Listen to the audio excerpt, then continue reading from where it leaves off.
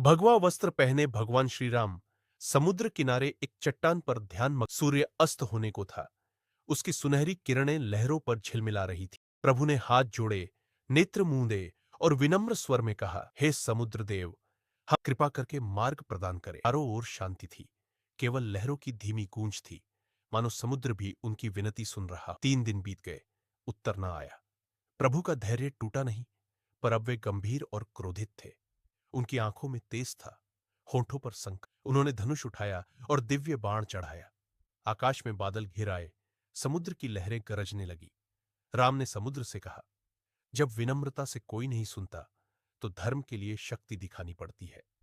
उसी क्षण समुद्र की लहरों में हलचल हुई। एक दिव्य आकृति उभरी, समुद्र देवता। उनके शरीर से नीला प्रकाश झलक रहा था। शरीर पर मोतियों और सोने के आभूषण चमक रहे थे। वे हाथ जोड़कर राम के चरणों में झुक गए। हे प्रभु, उन्होंने कहा, मुझे क्षमा करें, अब मैं मार्ग दिखाऊंगा। नल और नील आपके वानर पुल का निर्माण करें, मैं उसे सहारा दूंगा।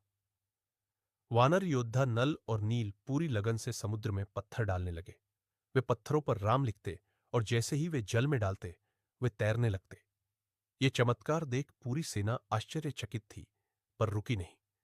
एक के बाद एक पत्थर जुड़ते गए और एक महान सेतु आकार लेने लगा। यह केवल पत्थरों का पुल नहीं था, यह विश्वास, भक्ति और परिश्रम का प्रताप था। अब एक विशाल पत्थर का पुल समुद्र के ऊपर फैला हुआ था। वानर सेना अपने झंडे लेकर लंका की ओर बढ़ रही थी।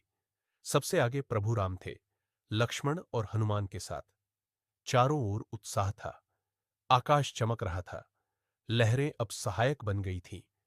धर्म की यह यात्रा अब निर्णायक चरण में थी।